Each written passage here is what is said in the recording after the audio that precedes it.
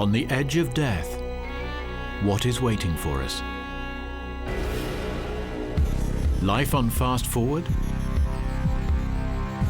Light at the end of the tunnel? Overwhelming peace and calm. Through all centuries and cultures, this is how people have described it. Can we really see into the afterlife and return to tell the tale? Or is it just a reaction of chemicals in our brains? Unlock the fifth dimension as science opens the door to near death.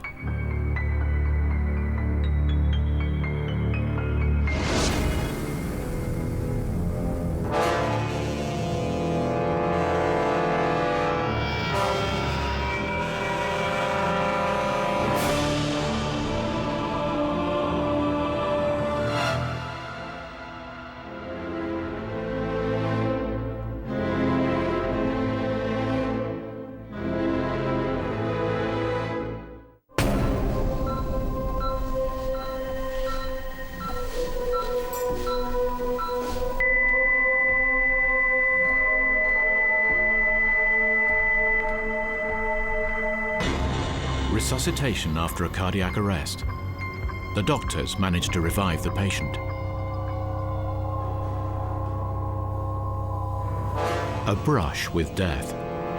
And for a few people, something else. It felt wonderful to be outside of my body. And when I came back into my body, I felt very heavy. And then I started experiencing all the pain associated with being back in it. I was never afraid of the near-death experience. It was a beautiful experience because of the beam of light.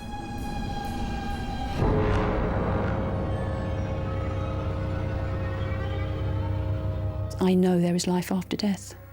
I know there is something on the other side.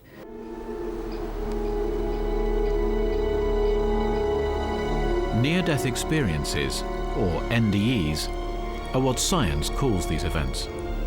For the thousands touched by them, it can be a mystical, life-changing experience. But are these genuine glimpses into the afterlife beyond the grave, or the chemical reactions of the dying brain?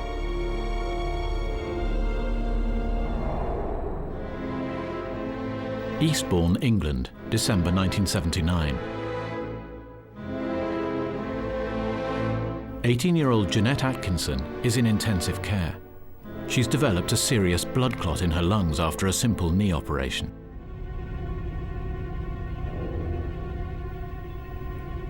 Her condition is critical.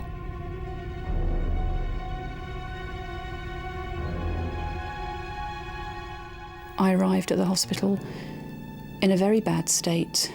I was coughing blood. And I was in considerable pain because I could not breathe. And I didn't know what was wrong, and I was very, very scared and very frightened at the time. Her mother, Daphne, despaired for her daughter. The more ill you are, the nearer the door you are.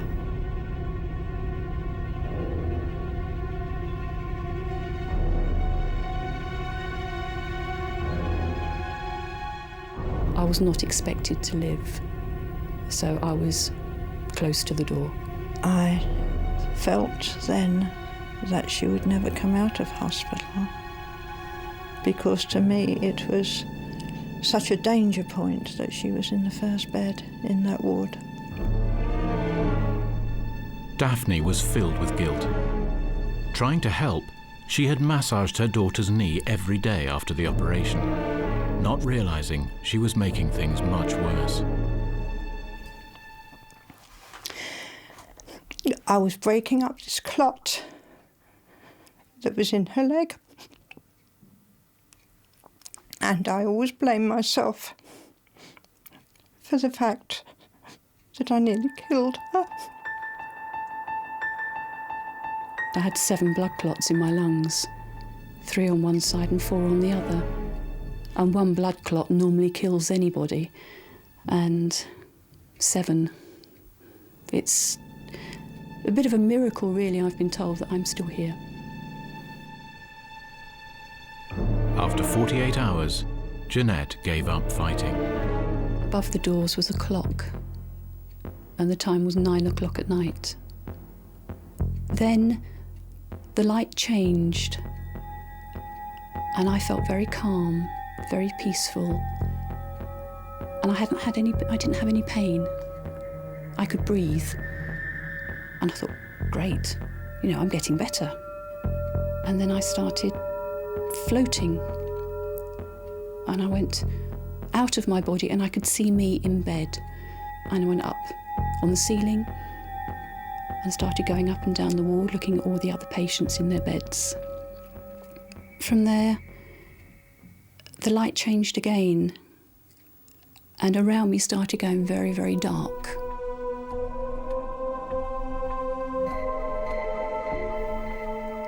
And it was just a tube, a black tube that was turning and turning. And at the bottom of this tube was the most beautiful set of lights. And I was going to this light, and I just wanted desperately to go to this light because it was wonderful, it was peaceful, it was serene, it was everything you wanted life to be. I almost got there. And then a voice said to me, "Come on, you silly old cow, it's not your turn yet." And as quick as that, I was back in my bed, back in my body, still looking at the clock and seeing the time as 9:20 that night. And then it was quiet.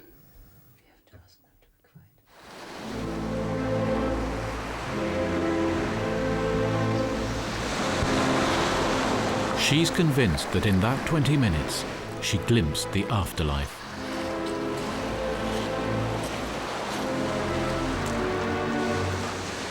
For years, she kept what had happened a secret even from her mother. When she finally told her, the story became even stranger. She said to me afterwards, a lady came to me, and I said to her, a lady?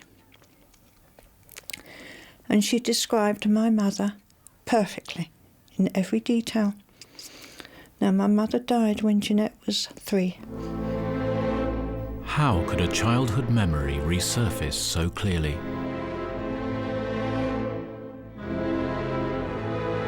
Whatever it was that Jeanette experienced, it gave her the strength to deal with another family tragedy, the death of her own teenage daughter.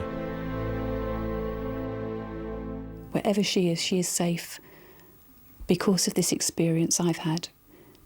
I've had a little insight into the other side, and I know when my time comes, my daughter will be there to take my hand and lead me through those lights at the bottom, and then I will have her forever.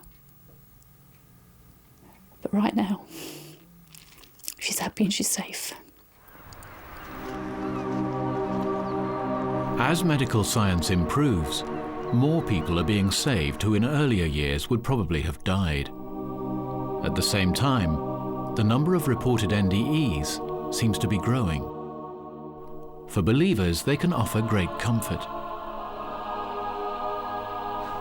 Psychologist Chris French specializes in the paranormal, and he thinks that belief in these experiences is fueled by a deep and universal human need.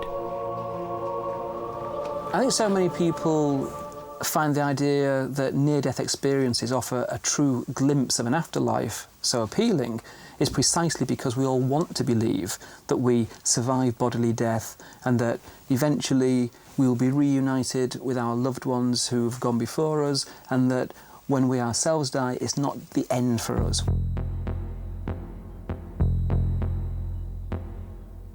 Other scientists of many kinds agree with him, and medicine can find rational explanations for apparently paranormal experiences.